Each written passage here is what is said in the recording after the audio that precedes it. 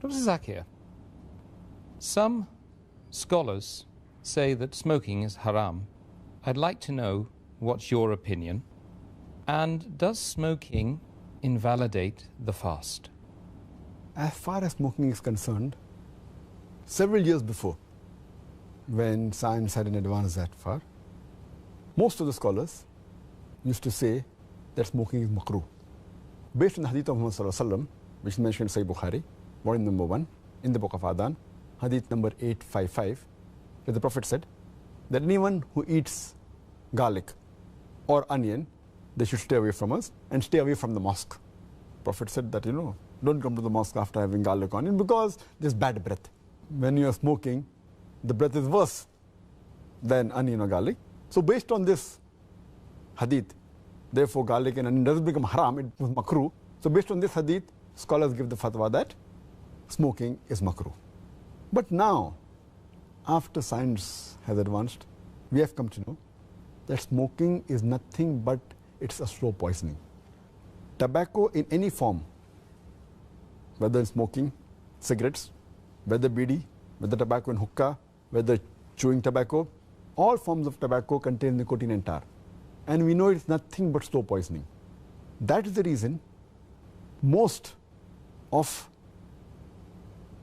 the non-Muslims also, they agree that smoking is haram. Not only the Muslim world, even the non-Muslims. That's the reason they put a statutory warning on the cigarette packs.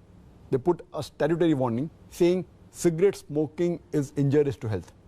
Or in some countries, it mentioned general surgeon's warning or surgeon general's warning. Smoking is injurious to health. And anyone gives the ad, whether in newspaper, in the magazine or television, it is compulsory that they have to highlight the statement, smoking is injurious to health. So I'm not talking about the Muslim world, even the non-Muslim world agrees that smoking is nothing but slow poisoning. And today, according to statistics, the World Health Organization says that every year more than 4 million people die only because of smoking. And if you count the other forms of tobacco, it will be much more. And today medical science tells us, and even I had learned when I was doing my medicine in the medical college, that more than 90% of the lung cancer deaths are only due to smoking, whether cigarette or bidi or whatever it is. 25% of the cardiovascular deaths are only because of smoking. 70 to 75% of bronchitis and related deaths are only because of smoking. Smoking is nothing but slow poisoning. It blackens your lips, blackens your gums, your fingertips, it damages your lips, it damages your esophagus, it damages your stomach, and it can cause constipation, it can cause loss of appetite, it can cause loss of libido, your sexual power gets suppressed, it can cause immunity to the drugs you take, and it reduces the defense of your body. And you can only give a talk on why smoking is haram, and I've given a talk on dietary laws in Islam, and I've covered this topic in detail. Time doesn't permit me here. But based on all these various research, there are today more than 400 fatwas. The majority of the scholars, they agree that smoking is haram, and all form of tobacco is haram.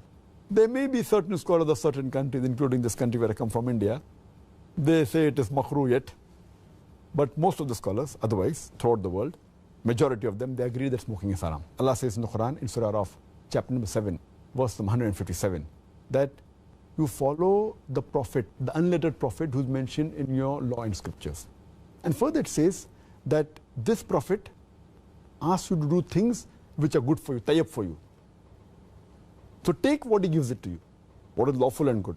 And he prohibits things which are khabis, things which are unlawful, things which are bad for you. So what a prophet gives, what he gives you which is good, take, and he prohibits you things which are khabis, unlawful, you have to abstain from it. This is the law.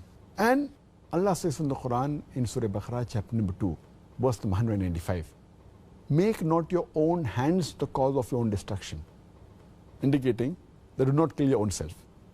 Because smoking is nothing but slow poisoning, it comes under this category, something like suicide. Slow poisoning, every puff you take, you reduce your life. So based on this, there are more than 400 fatwas saying that smoking is haram. And furthermore, this is one of the major reasons why it's haram. Furthermore, Allah says in the Quran, in Surah Araf, chapter number 7, verse number 31, eat and drink, but do not be extravagant. Allah says in Surah Isra, chapter number 17, verse number 27, that do not be extravagant, do not be a spendthrift. For verily, a person who is a spendthrift is a brother of the Satan, is a brother of the devil. And we know that when we smoke, it's nothing but extravagance. It's nothing but taking a pound note or a few pounds, or taking a dollar note, the green dollar bill, or a pound, and lighting up with fire. When we smoke, when we light the cigarette, it's nothing but burning money, whether it be rupees, whether it be dollars, whether it be pounds, whether it be riyals. It's nothing but extravagance, which is haram in Islam. And you can give a list of reasons why it's haram. But just to cut it short, one more reason, that you cannot harm your own neighbor. You cannot harm your own brother. And in smoking, when you exhale out the smoke, it causes more damage to your neighbor. Passive smoking is more dangerous than active smoking. And the person who smokes, when he exhales out, if the person who's a neighbor inhales the smoke, it causes more damage to him than the person who smokes. That's the reason many countries like Singapore, etc., they've banned smoking in public places. In your personal house, you can do it. In public places, in government places, smoking has been banned. So based on this, it's haram. So smoking is haram.